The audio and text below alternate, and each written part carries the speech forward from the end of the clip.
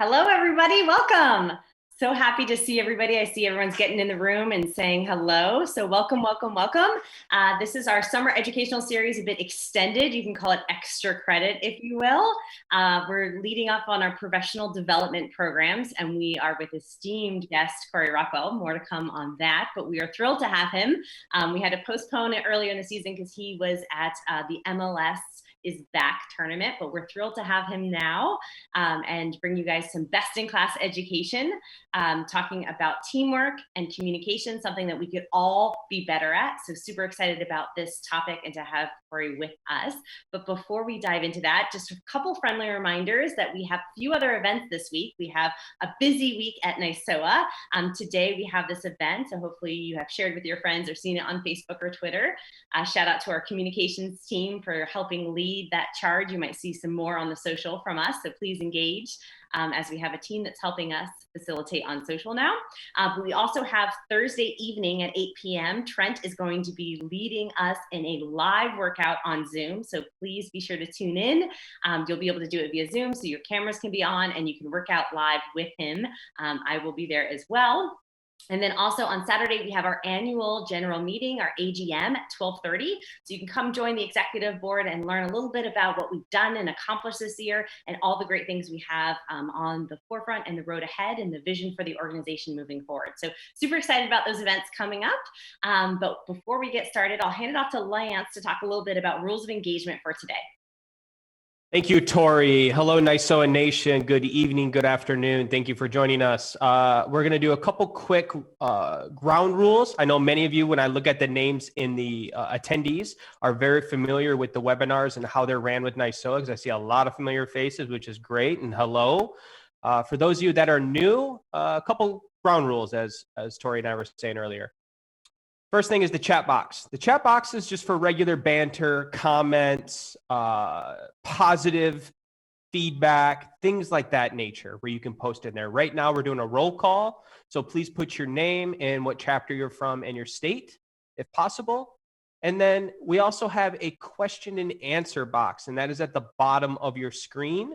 And if you highlight over it and click it, you're going to see that's where you're going to ask your questions. That's where you're going to have either Tori or myself answer your questions, or possibly have Corey Rockwell answer those questions as well, if it's relevant to the topic and we're able to fit it into his subject matter at that moment. Also, too, you can like questions that are in the Q&A to give it more weight, to potentially have it, be answered by Corey himself. I know Corey's got a fantastic presentation ahead of him. So, we're going to try to answer as many questions as possible, but in case we can't, we're going to kick it up to Corey.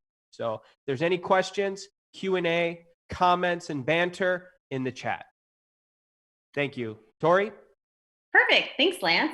You can also put your first and last name into the chat, into your profile as well, in case we want to bring you in. Hey, Corey, welcome.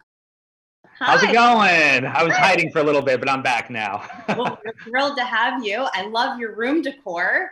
Thank you. I designed it myself.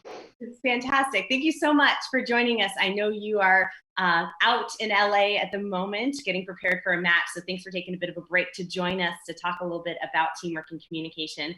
As many of you may know, Corey is been around the block a time or two. He's got quite the resume of skills, not just in the collegiate game, but beyond that, internationally as well. Quite a long resume. Has some amazing things he's done. From the World Cup in Russia in 2018, you participated in that. I would say that was one amazing feat to watch you in that journey. That was fantastic.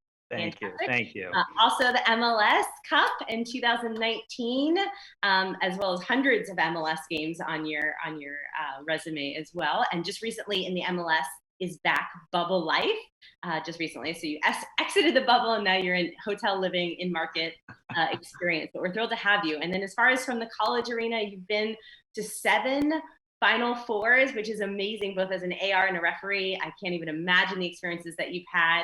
I think Doug has a picture that we can share from one memorable one in 2009. Stanford lost 1-0 to UNC, and you just got a red card. I don't know if you guys are familiar with a Kelly O'Hara. But there it is. There's that picture. There's the red card. I believe it's the only red card in NCAA championship match ever. It just happened to be to Kelly O'Hare, who speaks fondly about that experience in some shadows as well. But there's Corey. Look at that dark hair. Look at that more hair. I don't know where it all's gone since then. But what an amazing experience. And then also you've been back-to-back championship referee as well. So not just a skilled AR, but also very skilled as a referee. And I think that's what makes you so valuable in both positions. So thrilled to learn from you today and super excited to have you. So thank you for coming back after the bubble and bringing some great education here to the NYSOA family. All right. Well, thank you for that introduction, Tori. I appreciate it. And hello, everyone out in the chat world. I'm keeping an eye on the chat as I go along here. But yeah, looking forward to this. I know Tori asked me some months ago, I think 3-4 months ago, if I could help out with the topic, and I had a few on there. And I must admit, the referee team communication was on the lower part of the list. So when I put my preferences in there, Tori said, we assigned you referee team communication. I'm like, oh my gosh, I don't have any existing presentations on this. I can't steal from anybody. I mean, this is going to be a disaster, whatever I put together. So I thought on it, and then it kind of all came together. I was technically challenged a little bit, but then it was like the novel coming to the author's head all in one night. And I stayed up till 4 a.m. and hammered the whole thing out. And now I present that to you. So some of you have seen this. I did present this at Louisiana over the weekend, and also to the northwest area. The New York referees. So some have seen versions of this, but of course we're going to try to make this a little more personal to the NYSOA audience, and questions are encouraged, and we'll definitely have engagement along the way. So sound good?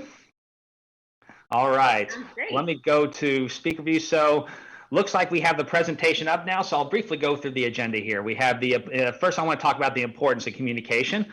We'll talk about the pregame. Some of you maybe are brand new to NYSOA, or maybe have been doing local games, but now this is a chance to get on a bigger stage. So maybe some of you haven't done a pregame. I know when I went through NYSOA, I did run nothing but lines for the first 2 years, and then I went into the center with the whistle. So maybe your first, maybe you need to refine your pregame a little bit. I'll talk a little bit about that. I'll talk about the core of communication. There's some facets of communication that do not change whether you have electronic devices or you just have the old-fashioned eye contact. And you'll see as we go through some of these video clips that we have that there's a few core things that always take place when we have communication. We'll talk about communication devices. I don't want to focus this whole presentation on if you have radios to electronically communicate with everyone. I really want this presentation to be used whether you have them or not. It can be used on anything. But if you are going to use communication devices for the first time, as so many conferences and colleges are now investing in them, I do want to give you some tips, whether you're a rookie at them, have never used them, etc. Then we'll do some video clip examples I will talk through, and we'll do a conclusion. So that is the agenda for today. So let's talk about constructing a referee pregame. So when really if you haven't put a pregame together, there are a few key things that I want to talk about when I'm discussing a pregame. The first is, what should we expect from the game today? I always make sure to talk about team dynamics, the impact of the standings. For those that have run line for me, you know that I always know how these teams did last time they played each other, what it means as far as placement in the table, etc. But what I do is limit prejudging individuals. Back in when I first started in MLS, we would always know the caution count of the individual players and how many cautions this player has and how many red cards that player has. And what it led to, I think, a lot was it prejudged individuals, where we say, oh, this person argues all the time, they always get cautions. Well, guess who ended up getting a caution that game? Because we were ready for it and we maybe pulled the trigger a little too quick. So I think now the step back is to, okay, let's know about the individuals, let's know about the star players, but let's not put them a few steps behind because of what they've done in the past. Give all 22 players a fair shake as we step on the field there. What are the key points in your pregame without reciting the whole rule book? And what is unique about the way you want to be on the same page with your referee team? Have it be concise and focused. And then I'm going to talk about having your normal pregame and having your 45-second pregame. And I'll talk a little bit about that 45-second pregame. So Landon, we'll do next slide. Now, if you're an AR and you're sitting there with a referee, you're listening to her or his pregame, and there are a few things I want to know when I'm sitting there as an AR when she goes through the pregame. The first may be, what should I do if I'm 100% sure you missed the throw-in call in your quadrant? Okay, if I have this way and she's pointing this way, do you want me to mirror you to look good? Do you want me to give you a hidden signal? Do you want me to come on the mic? What kind of communication takes place to get you that information that I have something different than you? Do you want me to come out to mark the ball for walls, for fouls close to me? So are you going to take 10 yards on all the walls, or do you want me as the AR to come out there? What do you want me to do on PKs if I have keeper encroachment? Do you want the flag up? Do you want some kind of hidden signal? Do you want some kind of communication if we have the communication devices? What needs to be done there? And then what communication do you like during the game? So this isn't necessarily questions you have to ask the referee every game, but think of the questions you want to know as AR going into a game and have that list ready. And for me, when I sit down with the referee, these are the questions I want to know, that if she doesn't cover it during her pregame, I'm going to make sure to ask her this at the end. So now I'll give you an example of the pregame that I give to my assistant. So first, I talk about expectations of the game and team dynamics, as I already mentioned. What can we expect, and what happened last time these teams played?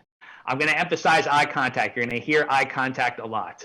I think one thing with eye contact, for those that have run line for me, is almost every dead ball I'm scanning the referee team just to see if they have anything to give me on a dead ball.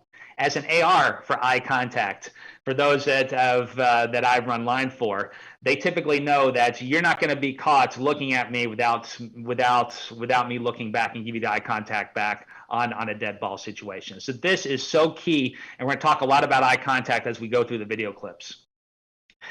Communication during the game. What do we want? So there's some referees out there that you may work with where they want you to navigate the whole game. Okay, defenders got it, it's going back here. Some referees may say, okay, I only want you to talk to me in this situation or that situation, only if it's necessary. So we'll talk about that. So I'll give my expectations to the assistants during the game about what communication and how to communicate. Offside decisions. I don't want to go through the whole offside rule, but I emphasize to ARs one more time: wait for involvement and be 100% accurate, or be 100% sure before popping that flag. The last thing we want to do as an AR is pop the flag too early and have that onside player run up and make a play on the ball while we're standing there with our flag up. So I emphasize one more time before we go on the field: be 100% sure. And throwing decisions, help I will give and what to do in my quadrant. I'll tell my AR, okay, I'm going to give you some hidden signals across the body if you're not sure or you're not screened. But in my quadrant, be ready for a signal. And if I missed it, I'm going to make you look like the hero. If I've thrown this way and I can tell by the players' reaction on both teams, I may not have gotten that right. I'm going to turn to you and I'm going to say, Tori, what do you have? And you can either agree with me and say, hey, it's not popular, but I got your back, Corey, or you can look like the hero and go the other way and give it the right way. So I'll talk about that in the pregame as well. Hey, Corey, question. Yes, Tori. You've mentioned quadrants. Can you maybe define for those who may not be aware of what is your quadrant and my quadrants between ARs and referees? Yeah, good question. So when we talk about quadrants, so you picture the referee running a left diagonal down the left side, and then the quadrant would be the area from let's say the goal to the corner flag, and then on over to the midfield line where you are as an AR. So that would be considered your quadrant as AR1. Then the referee quadrant is past midfield to the area that I'll be running in, and then the AR2 has their quadrant on the far side. So it's four. If you divide the touch lines into 4 different quadrants, that's what I mean by that. So thanks for clarifying that, Tori. Other examples I'll talk about in the pregame. What do you want in the penalty, or what I want in the penalty area? I'm going to tell my ARs, hey, give me first shot in the penalty area. But if you're 100% sure and you've given me first shot, give me some kind of hidden signal first. And then if you're still 100% sure and the flag needs to go up, go with it. And we'll talk about that in our pregame. What to do for goalkeeper encroachment. When I talk to my ARs about PK and goalkeeper encroachment, I say, okay, we have to be like a jury. We have to both convict to retake a kick. It's not just on me. It's not just on you. It has to be a 2-0 vote to retake a kick. So what I'll tell my AR is, okay, feet together and stare a hole through me, or we'll do something on the communication devices saying keeper, keeper, keeper, and then I'll know you have an issue with the keeper. But if I'm thinking no issue with the keeper and we go, go back to your position. If I think the keeper moved, but my AR says, nope, we're good, we keep going. So that's a type of pregame I'll give with PK and goalkeeper encroachment. Bench behavior, how to deal with it. We have a video clip in here that'll talk a little bit about that, but there are some lines that coaches can't cross, especially in the college game. And if they do cross that line, they'll need to be dealt with. I always tell my ARs, you can call me over for anything. I'm not one of those referees that says, call me over only if we're going to card someone. All right. If you want to talk about to warn the coach, yellow card a coach or red card a coach, then call me over and we can do whatever you want. Don't be afraid to talk to me during the game, because in college we have the luxury of stopping the clock. So it's not like we're wasting time. So we can talk about that situation. I always emphasize, whether we have the communication devices or not, red card situations or something that could negate a goal, get my attention. Okay. First priority is flag up, and then we mirror each other. And when I say mirror each other, if AR1 has the flag up, AR2 says, uh-oh, AR1 has something. Then AR2 puts her flag up to mirror what AR1 has. But if it's still not my attention, you holler my name, you take a few steps on the field, you get my attention. Red card situations or something that can negate a goal. The last place I want to hear about these two situations is at halftime or after the game. Said, well, I had a situation and I couldn't get your attention, but there was a sucker punch behind your back, but I couldn't get your attention. See, we just played on. So don't let the referee restart without giving her or him that information. And finally, my last point of emphasis is to have fun.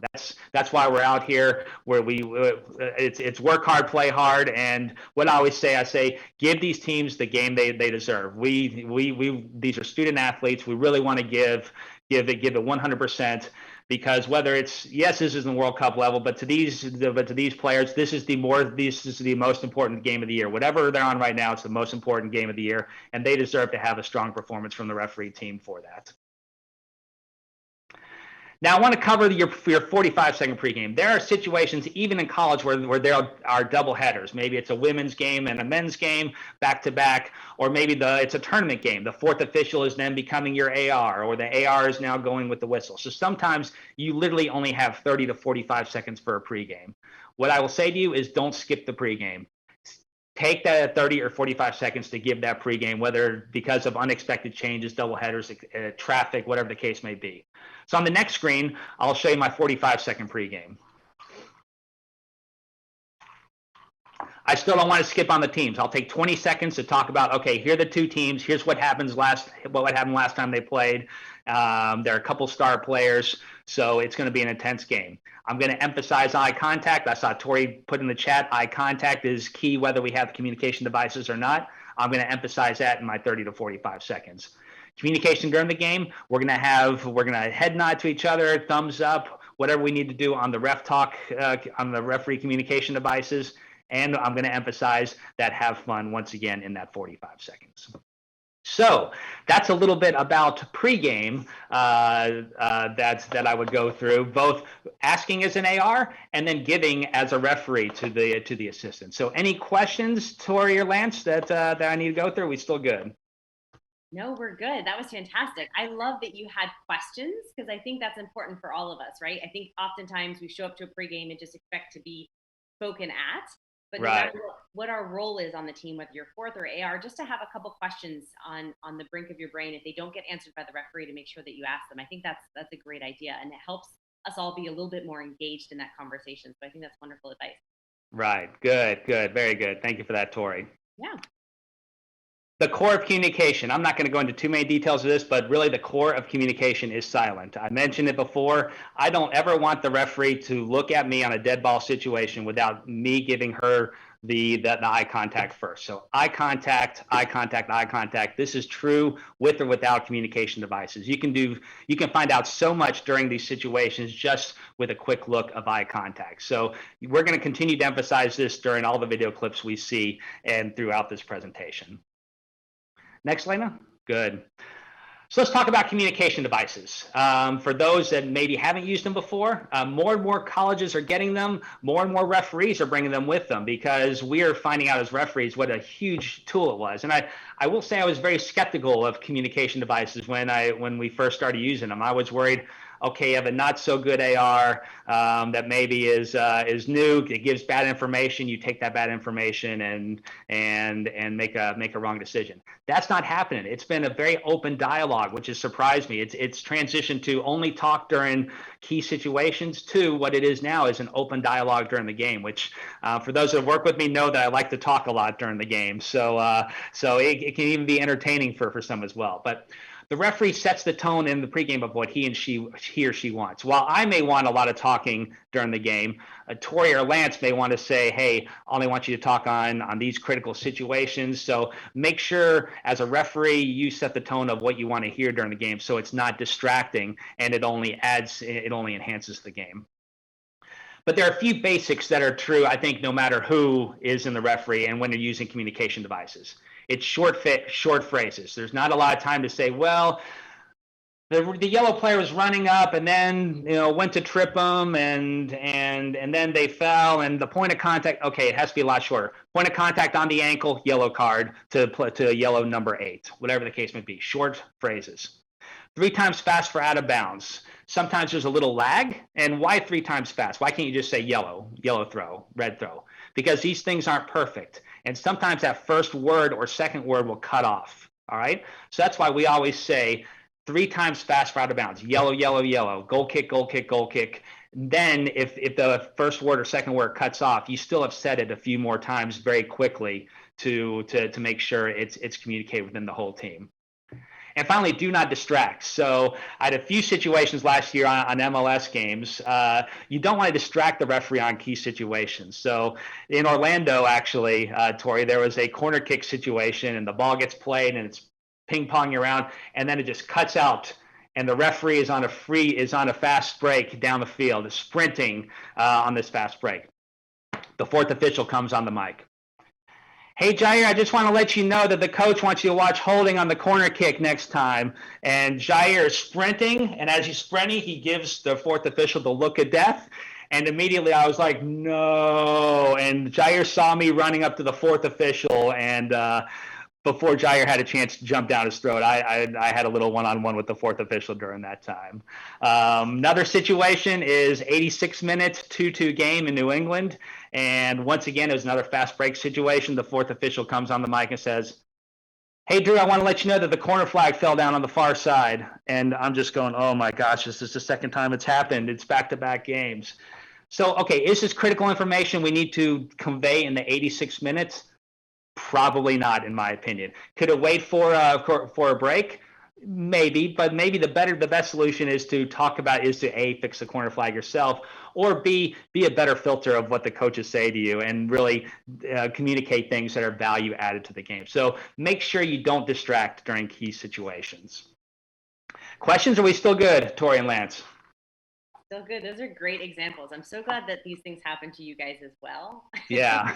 At that level, because these things happen all the time, right? And I think oftentimes it's the 4th official, I always find, who gets involved and has these long conversations. And I think as 4th official, when we're a little off the field, we forget the pace and the intensity that's happening on the field. And we come on and we're like, hey guys, just want to let you know, next substitution for white, please. We could just say next white sub, right? Exactly. Less, keep it really simple. The game is fast. We're all running and moving. And I think 4th officials love to chat. So I think it's good advice to be mindful of distractions because they certainly can be at times.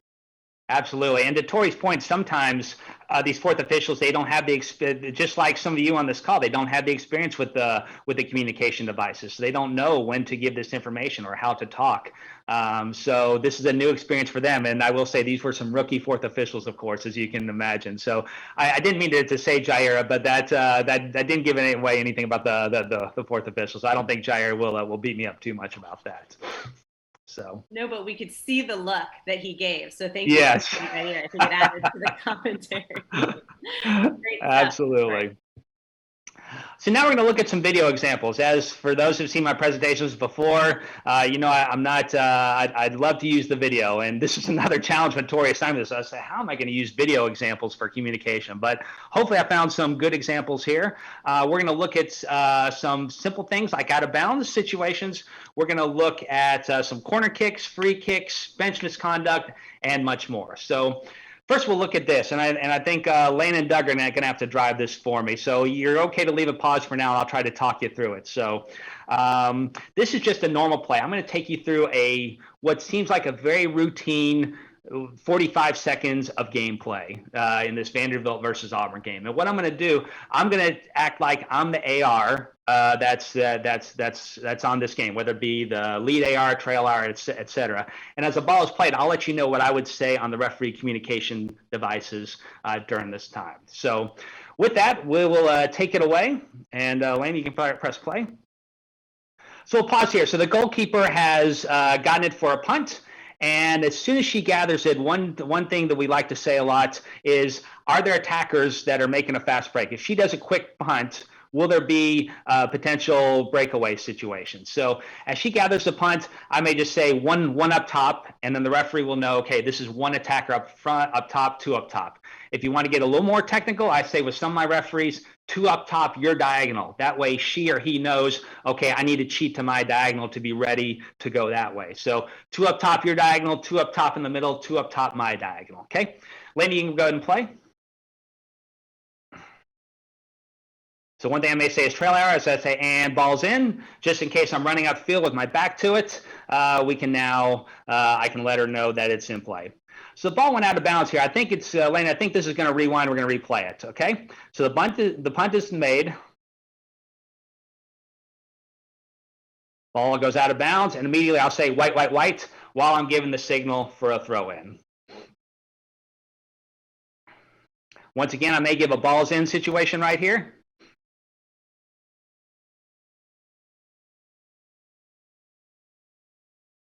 And we have a breakaway. Probably no need to talk right now, so we'll keep on going.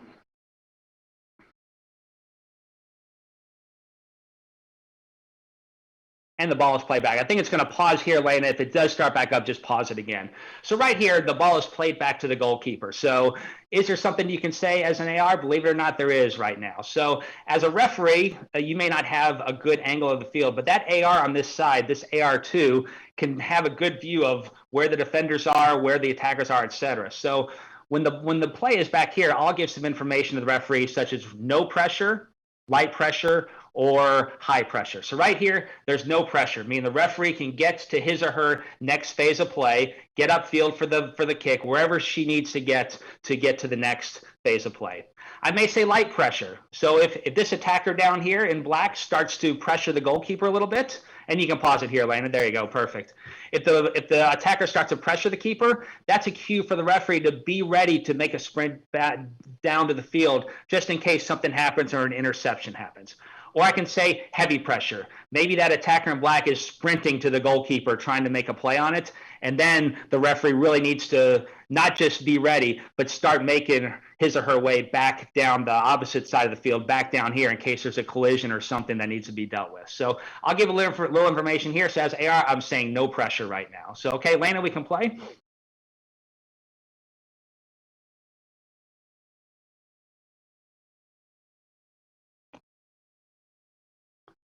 I may say light pressure coming as the black player's coming up. And now we go with normal phase of play.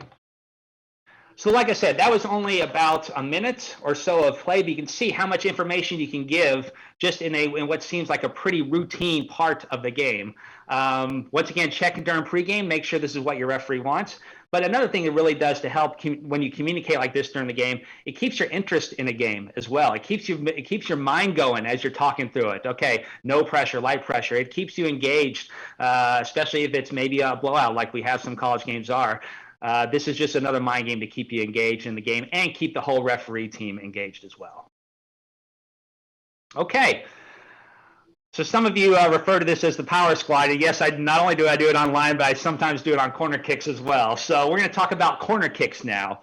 So as you can see here, as I set this one up, all my focus is centered as on a corner kick right where the action's going to be, right where the drop zone is in the middle of the penalty area, okay? And why is that? That's because in my pregame, I've told my assistant on the far side, my trail assistant, that he or she is going to help me with when the corner kick is taken. So I don't need to look to my left and take my eyes off the action, because he or she is going to let me know when that kick is taken. So as you look at this, there are going to be two key pieces of information given. The first is when the run up takes place, okay? If there's some pushing and shoving, I don't want to stop a corner kick as the corner kick taker is about to take it. That's the worst part, is right when she's about to go through or follow through, you're blowing the whistle saying stop, stop, stop. We want to try to manage that before the run up takes place. And then the second is the actual kick point, so you know the ball is about to be in the mix, and you can keep your focus really in the center here. So, Lena, we can go ahead and play it, and we'll see here. And there's a fake out first. Pause it one more time if you could, Lena, please. So there are two things you can say. When I'm online, I say and touch, and the and is the run up, the touch is the kick. We don't have to, one difference I'll say here, we don't have time to say balls in on a corner kick, because by the time you say balls in, it's going to be pinging around in the penalty area. So on a corner kick, I opt for touch or kick, okay? On a punt, big deal if you say balls in. It's in the air, it's going to stay on the air for 5 or 6 seconds, okay, no big deal. But for corner kicks, I like one word, fast, okay? So two things you can do here: run, kick, for example, but I use and touch. So we'll play this now.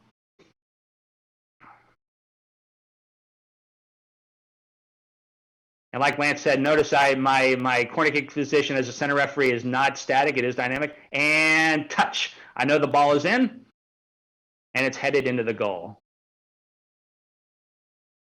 So the whole time I was able to keep my focus while my trail AR helped me with when the corner kick was taken. Lane, I'm going to have you pause it one more point, because there's another piece of communication here, but keep going. I'll tell you when to pause it. Let's pause it right here. Okay, notice there's one offside player here right on the line, okay? So there's another communication piece here.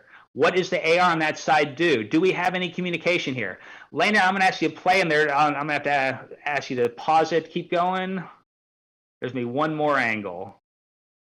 It'll be kind of blurry, but you can stop right as it goes into the net here.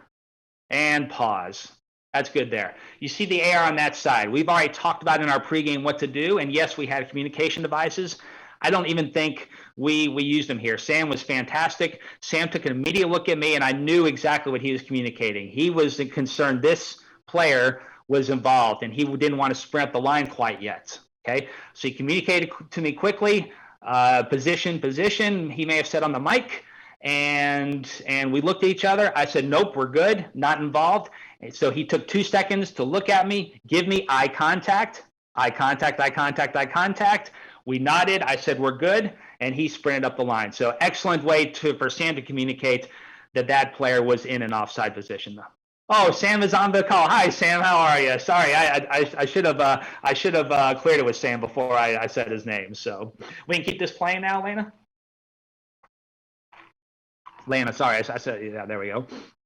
And look at it one more time. See the offside player, not involved. She gets out of the way, no touch on it. Excellent hesitation by Sam, and a good goal for the team. All right, so that's corner kicks. Questions, or shall I keep on going? All right, I will keep on going. We'll go to the next slide, Lana. And maybe we'll do one more. There we go.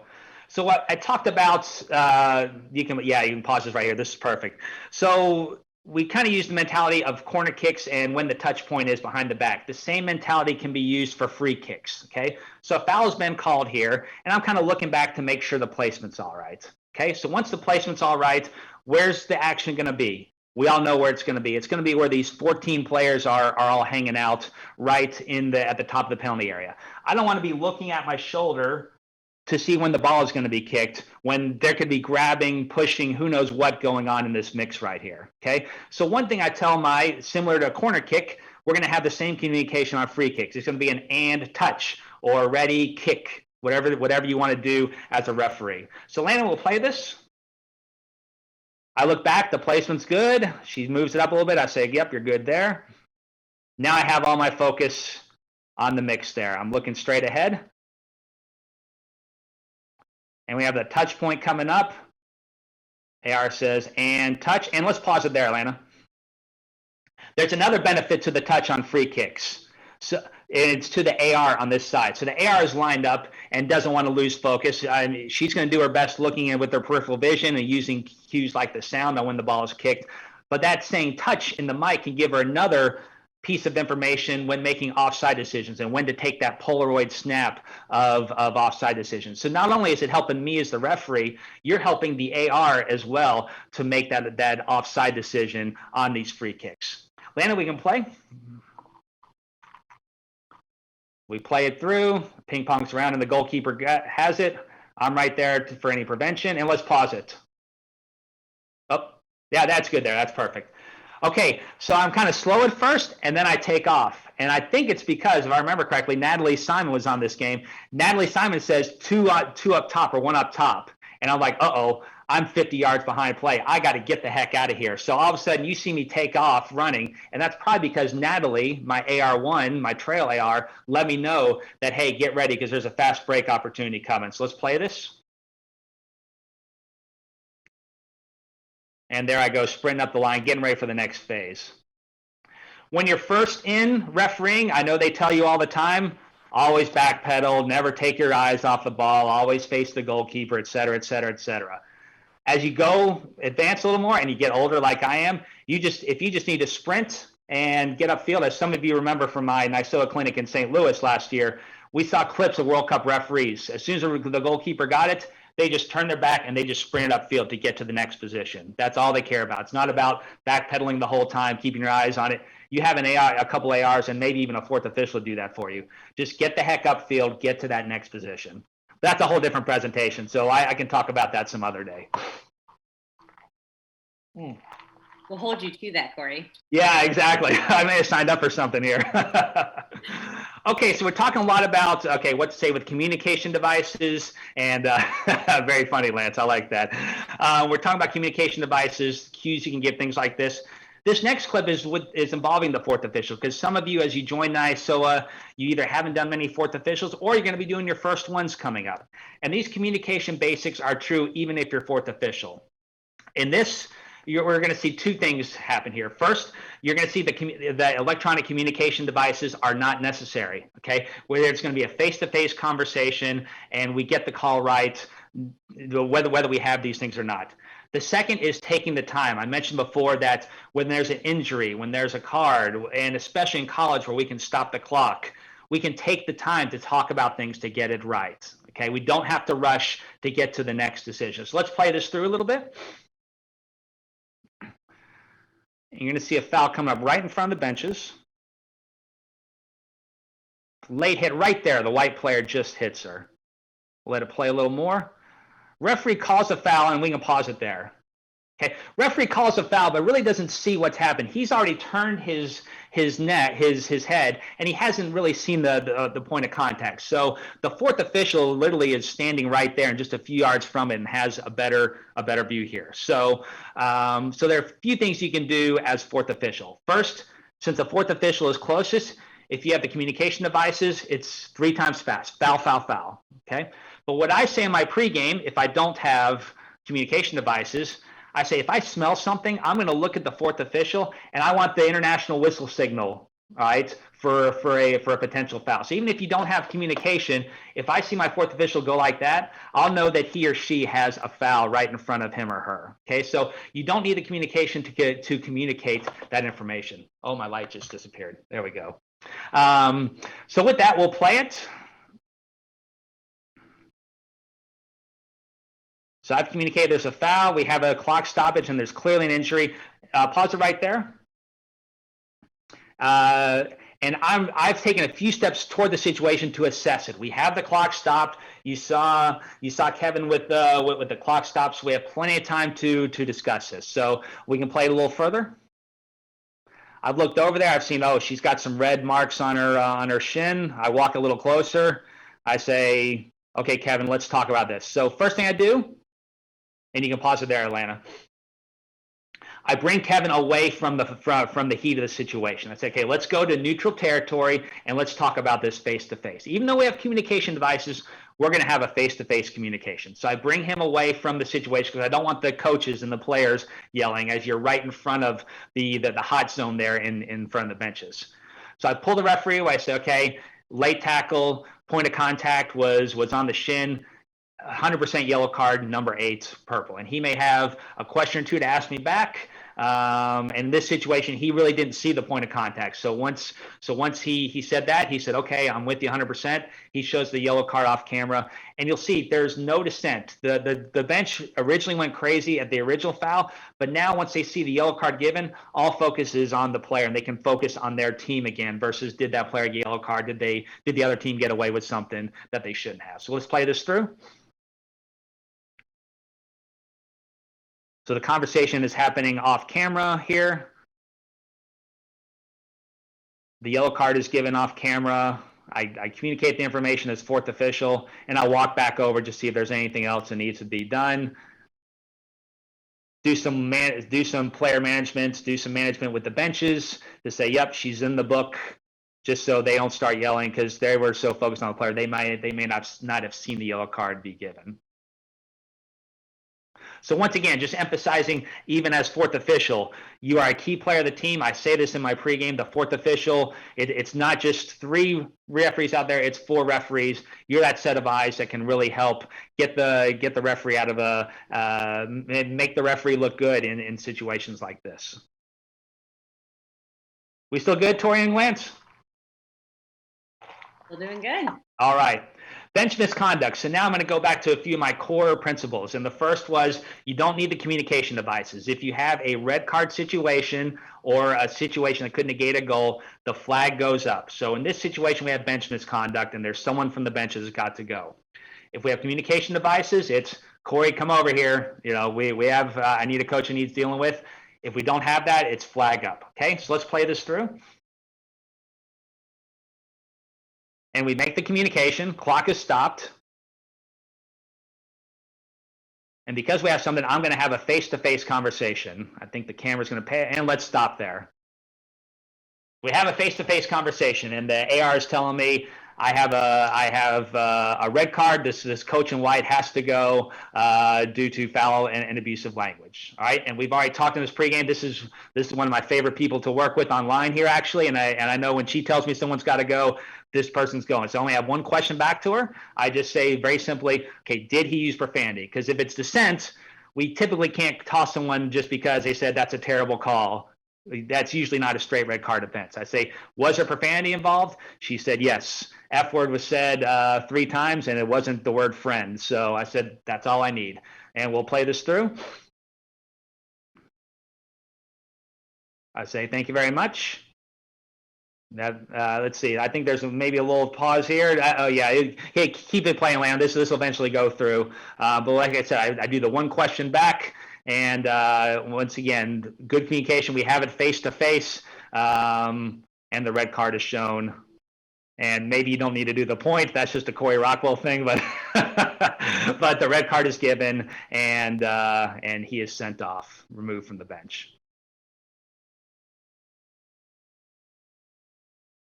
He has a few words about his assessment he gives me, of course, but it's very simple. Once again, we don't need communication devices. It's face-to-face conversation, and it's really, we stuck with the pregame, and the AR in this situation really did exactly as we talked in pregame, gave me the information very short and concise.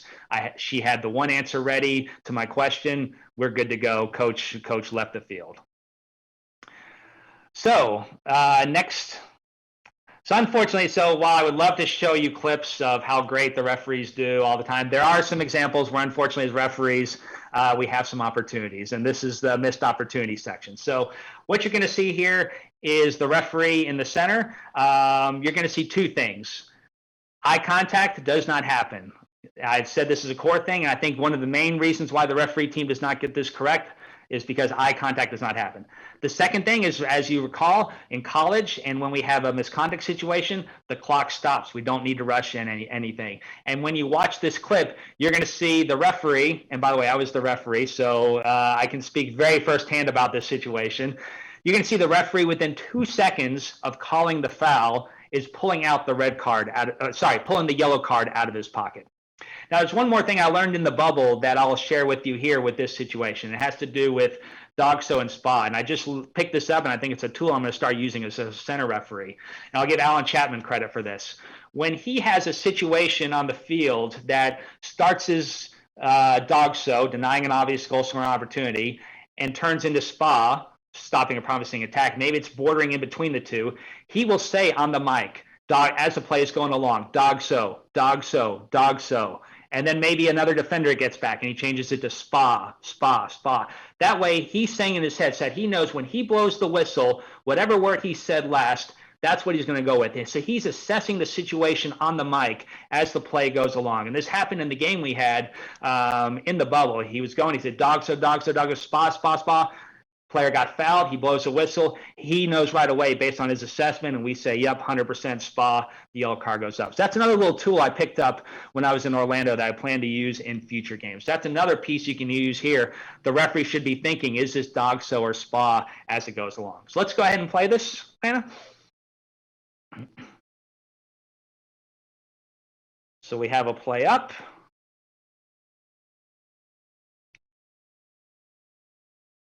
Right now, as referee, I might be saying DOGSO, DOGSO, DOGSO, and the foul happens. And let's pause it there. Go back just a little bit if you could, Lana, here. Yep, right there. Perfect. Eye contact the whole way is looking at the penalty area. I'm trying to sell the call. I'm trying to make sure it's a penalty kick. I'm trying to sell it to everybody. But what I'm not doing, I'm not giving my AR any eye contact. Okay, so even if he wanted to give me information, I haven't given him the invitation to say, I want to talk to you, because the whole time I'm so focused on looking at that penalty spot and looking at the player on the ground. And then my next step isn't to look over at the assistant. My next step is I'm looking down my pocket to get the yellow card out. So there are a couple things here. The eye contact doesn't happen, and we don't need to rush. But we know the clock is going to be stopped for a penalty kick. We know there's misconduct coming. We don't need to rush this decision, and I haven't allowed anyone to give any input. So now let's go ahead and play this through. Foul happens. I'm already reaching for the card, and you see it's in my pocket. Now I'm facing the players and give the yellow. Let's watch a replay of it. See from this replay, no other defender's back. She's pulled down. 100% red card in this situation. And of course, I will say one thing, it is with the pull, of course, the pull of the jersey. So therefore, even if it's in the box, it would still be a DOGSO red card because it's not a tackle on the ball. So I want to say one thing about the AR here. Can the AR remain silent here? In my opinion, no. The AR has enough information to give an opinion here. He has where the defender is. He knows where the second last defender is. He knows how many attackers are up front. He knows it's a fast break. In my opinion, there's enough information for the AR to give the information necessary. So it's not like the AR was unsure. However, me as the referee in this situation, I didn't invite the AR to give me any information. I never involved him in the game by not looking over at him, and therefore he probably did not feel empowered to give me that information. So all it takes is a look over, and someone has a good question, is if we don't have the comms, what do you say? You talk about that in a pregame. Without the comms, you can go with the old-fashioned pat of the back pocket is the red card, and up here is the yellow card. When I don't have comms, I can still do that, and that would be one thing. If I were to look over and he is instantly patting his back pocket, I know he's got red card. Or, like we said before, the play is stopped. If I need an opinion, I'm just going to go run over to him and say, okay, I have yellow card for SPA. What do you have on this? And he may want to say, hey, no, whoops, let me turn my video back on.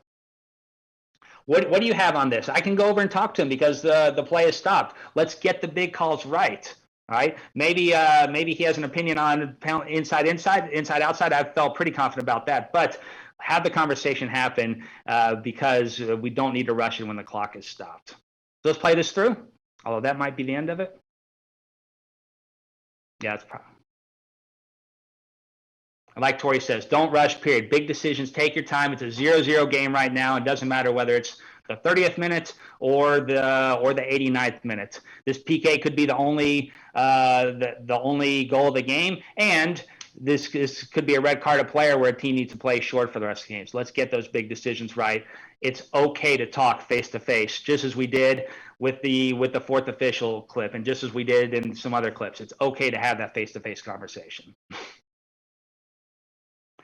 But I don't want to end on a negative clip. So I want to end on a positive clip for my last video clip. And this is another goal situation. So as I was just talking about, face-to-face conversations are not necessarily a bad thing. So what you're going to see here is a potential goal scoring situation that's the AR has the flag up for. Now, it's another discussion about why the AR put his flag up. I don't want to get in his mind or know why the flag went up. That's a whole different topic. But the point is, the AR puts the flag up and knows right away, I may not have gotten that right. You're going to see they have the communication devices, but what do they resort to? The clock is stopped, they make the eye contact, and they decide to have a face-to-face conversation. Once again, not a negative thing to have a face-to-face conversation. So let's play this through and see what happens. Ball is played in. Goal is scored. AR flag goes up. Hey, Corey. Yes. I don't mean to interrupt you because you're in such a great train of thought, but we were thinking maybe we can bring somebody in to give their perspective, and then you can kind of walk them through, the process. Works for me. Who would you like to bring in, Lance? Megan Mullen. Megan. So we're going to bring her in, Megan. Once you transport over to the panelists, please unmute yourself, and we can replay the clip. All right. So Megan's going to talk us through this clip, correct? All right. I'll wait for Megan to appear. This is good for the last one. The last one, Megan gets to own the show. All right. She's in. She just has to unmute herself. All right. I'm here. Sorry, there's background noise, but I'm here. Megan, you are loud and clear. You're loud and clear. Good to hear your voice. So Megan, kind of using what we've talked about so far in the presentation, how about you talk us through this one? Sure. Would you mind replaying one more time? Perfect. No.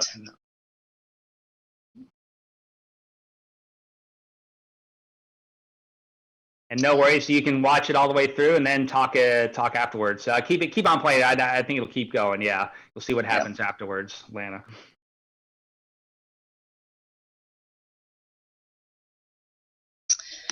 So you want me to talk through what the AR might be seeing, or? How about talk us through this point? What positive things are going on right now?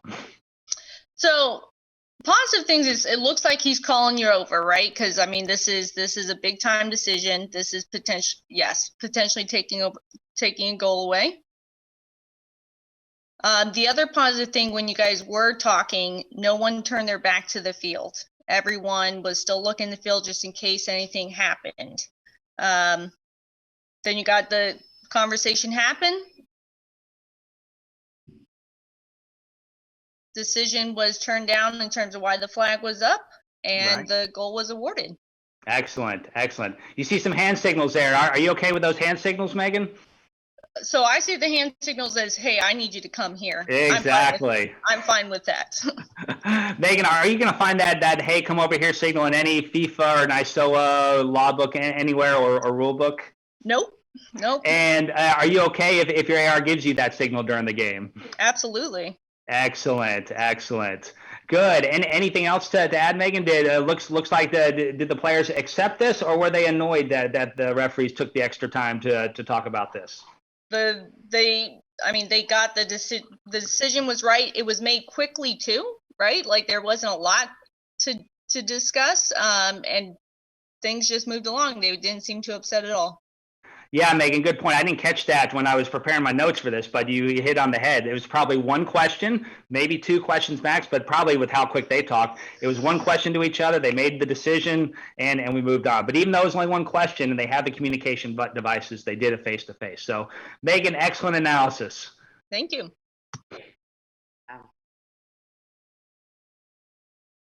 Lance, thanks for bringing her in. That was perfect.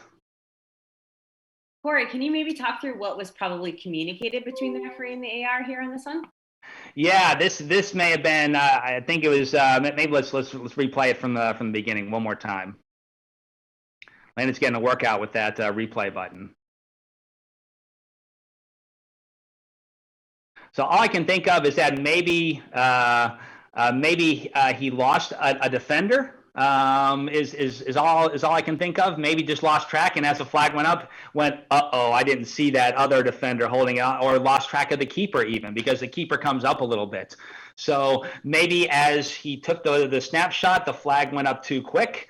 And then as he puts the flag up, maybe he goes, oh, but wait a minute, there's the keeper that pushed up, and therefore it might be okay. So that's all I can think of in this situation, Tori. And Corey, in this point too, do you feel that there may need to be a conversation between the referee and the coach that was scored on? Yeah, good point. So in college, I would say this is encouraged. Correct me if I'm wrong, Lance or Tori, but if we can do it very quickly and very factually, and to give the coaches the courtesy of an explanation, I think that's encouraged here. I will say more cases than not, you will be able to have that conversation because most of our college coaches are reasonable. But Lance, going back to that question, if you know you have a hothead, if you know the first 65 plus minutes of this game and you've had one guy chirping and you know he or she is not going to want to hear from you at all, it may just lead to more fire. So that you would have to judge. But I would say in the majority of cases, you can give the referee the factual information. Here's what was called. Here's why we're going with the goal. And really, you can even tell the coach, once you look at it after the game, it's going to be clear and obvious to you that we're making the right decision. And there's really not much they can say about that. They can't argue about that. I mean, it's after the game. How can they argue about that? So good question, Lance. All right, we'll go next slide, Lana. Corey, one quick question from the chat. Even though Hassad has been on many webinars, it's not his first, but he puts a question in the chat. I will still ask it because I think it's valid. Okay. He says, can we empower our fourth to have that conversation with the coach, or is it preferred that the referee have that conversation? Yeah. This will depend a lot on the situation, of course. If it's an 89th minute and this is the goal that makes it 1-0 or 2-1, I think I want to have that conversation as a referee. I'm going to own the decision. I'm going to come over there and say, this is such a critical decision. I'm going to go over there. Okay, now if it's a 3-0 game or something like that, maybe you can have the fourth official say, hey, communicate this to them. If they still have a problem, I will come over and deal with it. So I'd say first line of defense, you can have your fourth official do it. Second line of defense, if the coach doesn't want to talk to the fourth official and still demands an explanation, maybe then the courtesy of the referee to go over there to own that decision. Because there are some coaches, as some of you know, they don't want to talk to the fourth official. They keep their distance from them, and it may just give more fire if you try to delegate to the fourth official. No, absolutely, Corey. And to piggyback on those comments too, Mark Ketelesic did a little bit of webinaring for us earlier in the summer educational series where he talked about communication and the headsets and best practices as well. And, one of the points he made was if you're going to delegate to the fourth official to do this, they better know what they're saying. They better understand the conversation that was had between the referee and the AR in order to communicate that well. So it was a great point. Right. The things I'll typically delegate decision-wise to the fourth official will be throwing decisions, why it wasn't a handball during the run of play, stuff that's non-consequential to the grand scheme of things. But when it's a big thing like this, if it's taking a goal away, if it's giving a goal and it maybe looks a little sloppy on the field, but you get the call right, I think it almost demands referee involvement. And something I'd add to that, guys, because I completely agree with big decisions like this, that there's an opportunity to engage the coach and have a proactive conversation, right? But even during the dynamic game, sometimes I will say things so that my fourth official has armor should a coach be concerned about a call, right? So if there is maybe a dispute for a handling offense, right? I might say, no, it ricocheted off their leg. nothing there. So I might say information throughout the game, and I tell my fourth official that that's info that they can use when they're communicating with the referee. So I try and give them my thought process and kind of defend the calls almost to the fourth official, so they have information if they're paying attention to the comms that they can then use when a coach maybe has a concern. So not just with big decisions, but there's opportunity even throughout the game with other decisions that maybe the referee can give some information to the fourth official too. Yeah, great point. I use that quite frequently in MLS games. If the referee says, "Oh, it hit the chest, it hit the shoulder," I can immediately turn over my shoulder and tell the coach, "No, hit the shoulder. No handball. That's why he didn't call it." So excellent point, Tori. Thanks for bringing that up. Yeah. Any other questions or anything, Lance? Are we good? All right, good. So going back to the importance of communication, we have a lot more tools to us, and we're really evolving how we use these tools. Every year, I think the referee community as a whole gets better and better at the use of communication and more tips and tricks. I mean, when I first started in communication, it was push to talk. You only talked about the big things. Then it kind of went, okay, kick points. And now it's kind of gravitated to this dog so, spa thing that I just picked up on just a few weeks ago. So it's really evolving as we go on. And really, the college game demands improved referee teamwork. This is a whole different level at the college level, and it doesn't matter the division. These are big games for the players. They're going to college to play soccer a lot of situations. So it demands improved referee teamwork. The use of communications devices has evolved and advanced, as I mentioned, but the core principles still remain. It starts with the pregame, and it continues with good eye contact for 90-plus minutes. And I think that is the final slide, right as the clock strikes 9 o'clock. I mean, could I time that any better at 1 hour? So with that, I thank everyone for attending, and of course, I am readily available for questions. That was amazing, Corey. And of course, a true professional stopping right on the dime at 9 o'clock. We'd expect nothing less from you. How amazing. Well, if anybody has any questions, the Q&A is open, so feel free to ask any questions. It's not often you get someone of Corey's caliber here that you can ask away. So as I close us out and just do a few more reminders, feel free to ask any questions that you might have. I know, Corey, I learned a lot. I always do when you communicate. Some things that I took away was just the sentiment of give these teams the game that they deserve. And I think that's something so important every time we go out on that pitch, no matter what division, no matter what gender, no matter what game. It's so critical that we go out there and do every game like it's a championship game. And that's how you get to 7 championships, right? That's how you get to 7 Final Fours is that kind of an attitude and that type of approach every time. And that's exactly the referee that you are, Corey. Thank you. Yeah, absolutely. These things aren't perfect. When you said that, I just lit up because I was like, comm systems are never perfect, right? And we always need to have a fallback and a defense line and a backup plan for when they don't work. So the basics are always important. Lance emphasized that several times in the chat, so that's super, super important. Don't distract. I know I say that often in my pregame as well because I can get easily distracted. So make sure that we're giving information that is adding value to the team. I thought that was really great advice. And as well, hearing you commentate live on a game during just natural play, I hope everyone was taking notes. I think that was tremendously valuable just to talk about the small things you would say and the way you would say it. I know as a referee, when my AR gives me information like one up top or a runner going, that helps me get that extra 10-yard burst in. And it really helps all of us as a team be more successful because then I'm in a better position, right, for that big decision, potentially that dog so or spall, right? So these small things are super critical for getting us as the game starts to increase in speed and pace and the teams become more technically savvy. It's really important that we all work as a team, right, to get these big decisions right. So I thought all of this information was tremendously valuable for everyone. And I know Lance just dropped in a survey into the chat box. So if you've enjoyed this conversation with Corey and the great information, this is definitely invaluable. You have a World Cup AR on the line giving us this fabulous information. Just some learnings that you had in the bubble over at MLS's back. I think that's tremendously valuable as well. We're always learning. I think it shows also how coachable and open you are to learning as well, like we all are, right?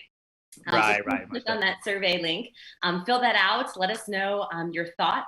I think we have a couple Q&As that are popping in. So you have a few questions, Corey. Thomas Richardson asks, do you still have your whistle for every game? I think there's a story there, Corey. Yeah, quick story. So Tom Richardson was my fourth official. I'm going out for my first ACC semifinal conference game ever. I think it was Florida State versus North Carolina. And I run out there, and all 22 players are set up, and I go to my pocket, and I did not have my whistle in my pocket. So Tom Richardson to the rescue, donated his whistle to me. Thank you very much, Tom. So that was quite the story. So there'll be a few times where your fourth official can bail you out even before the first whistle starts. Now, that was pre-COVID times, people. So Exactly. We don't want anybody sharing whistles, all right? Exactly. There you go. That's very fair. We also have Jay Norris, who has a really great question. So I think we're bringing Jay in. Okay. Jay, if you want to unmute yourself, you can ask your question directly. Yeah, go ahead. Hi, Jay. Hey, guys. So my question, so beyond some of the things you've talked about tonight already, what are the types of things that referees you've worked with do that help empower you or make you perform at your best as an AR? And then what are the kind of things you see that are immediate red flags or give you pause when you work with the referee, things that you hear as an AR? Yeah, I think we all like positive reinforcement. So when I make that first foul call or that close goal kick, corner kick call, and we're on the same page, hearing that, thank you, excellent decision to start a game really helps a lot, and something we can really do as referees to our ARs. That first 5 to 10 minutes where there may be a lot of nerves, it'll help a lot to do that. A few things to that for that positive reinforcement. The big no-nos, of course, would definitely be the pregame. When you hear some of these pregames that continue to be given, both in the college game and outside the college game, about limiting what the AR can do during a game. I mean, what I always tell my ARs is I said, hey, there's a reason why you're assigned to this game, and it's because you deserve to be here, and therefore I'm going to empower you as an AR just like you would be empowered any other game. So when I hear a referee limit the powers of what an AR can or can't do during the game, that's a tough one. But I'd say the one more positive thing would be just when we're always trying to mirror each other and get on the same page and not cross signals. That's another big positive, I would say, that helped me work my best with the referee team. So good question there, Jay. Thank you, Corey. Appreciate it. Great. Thanks, Jay. We also have a question from Assad, and I think we pulled him in. Assad, if you want to unmute yourself. There you are. Hello. Hey, Tori, how's it going? Good. How are you doing? Peachy. Go ahead, ask your question. Corey, tend to ask this of everybody, but some of the best advice I've received was to ask this question and see what kind of advice I get from other individuals. So what's the best advice throughout your career that you've ever received that you can share with us and other referees that'll listen to this? Yeah, good question. I think there are two aspects. The first is mentors. I didn't wait to be assigned a mentor through my state association or any formal program. I found 3 guys that I really liked how they refereed, and I self-appointed them my mentors. And believe it or not, they're still my mentors to this day. One of them, as many people know, is Griff Sims. He was the first person I called.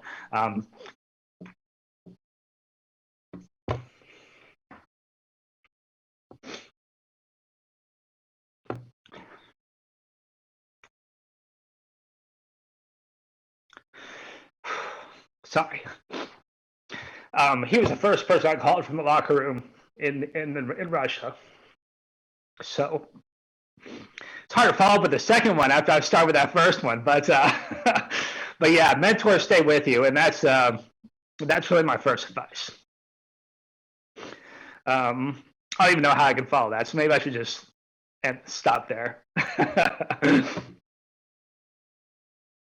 Obviously, you can tell what an impact he's had on you, right? Yeah, so that exactly. in itself says how important mentors can be for us. You know, exactly. This is a tough profession, right? We've got peaks and valleys. There's ups and downs. The road to success, and I'm sure Corey, you can speak to this, is definitely not linear. It's not a straight line.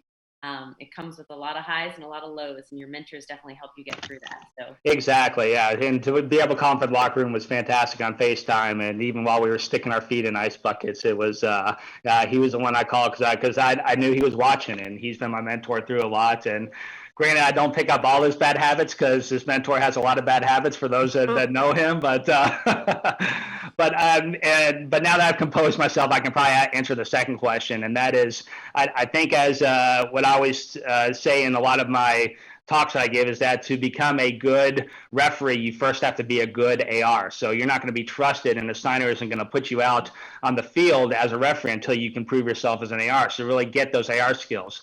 But in order to be a great AR, you also have to be a good referee. So once you do get in the center, I think it's still important to know what teamwork is, to know what a foul is, to know what it is to be in the center of the field, and know what advice you want to get from your ARs and what helps. So even if you're on the AR path, continue to blow the whistle, as so many of the ARs in this country do. The Andersons still blow the whistle. Frank and Ian out in California, and as you see in some of the clips, I occasionally blow a whistle as well. So I'd say even if you choose the AR track, really continuing to get out there as a center referee is going to help your game a lot as an AR. Fabulous advice. It certainly worked for you, Corey, and undoubtedly, understanding each other's roles is so important for us all. Well, thank you again, Corey. I think that wraps up all of our questions. All right. But again, thank you so much for taking the time. We appreciate it very much so. I think everyone took something away from this, if not quite a bit of things away. And just a couple friendly reminders for those that are still on. We have a couple events left this week. On Thursday, Coach Trent is going to be working us out, making us work hard. If you saw Lance was sweating. I don't think he could hang with that stash. The first session. I will be making an appearance All right. on Thursday. So those of you that would like to see me struggle and think it's entertainment, you may log in and watch. As you know, we're going to be doing it through Zoom this time. So we want to see everybody working out. We don't want to see people that are just there to watch Lance struggle. We want you to embrace the struggle yourself. So please, we encourage everybody to attend. I think it's only going to be a 30 to 45-minute workout. Those of you that have been attending those in the past or have been watching them on YouTube, the recording, you'll see that they're very fast-paced. They're for everybody, no matter your current fitness level. So, this is a chance for all of us to come together as a NYSOA family and do a workout together. So we're really excited about this. And I can tell you, Coach Trent is also very excited about it. And I told him to tone it down this week because, I want him to take it easy on me. So we hope everybody can join.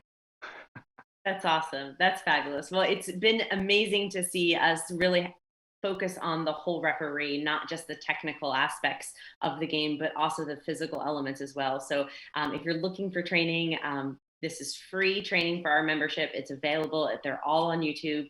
So if you're looking to get fit and get back in shape, you don't need a gym for these exercises. So please take advantage of this resource that has been given to you thanks to Coach Trent. So appreciate that. And then again, Saturday, we have our AGM on Saturday at 12:30. You can come join the executive board. We're going to review the things we've accomplished this year and also look ahead for the years ahead and talk a little bit about the vision of the organization and some things to look forward to. So please join us then. Thank you all for showing up today, for making the time to make sure that you learn a little bit. Please share this information. It'll be available on YouTube. Again, you can go to our YouTube, become a subscriber, and you can sign up for alerts. So anytime there's new content posted, you can get a little alert and be aware of new information. But please share this information if you enjoyed it. It's available and out there for everyone. Thank you again, Corey. And of course, thank you to Never Ends Productions.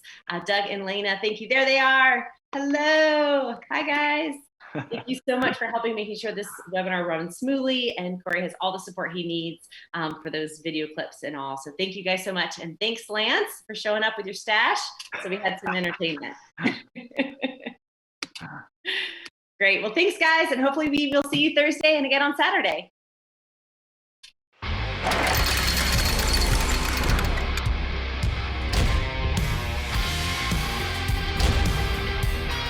Oh, fancy.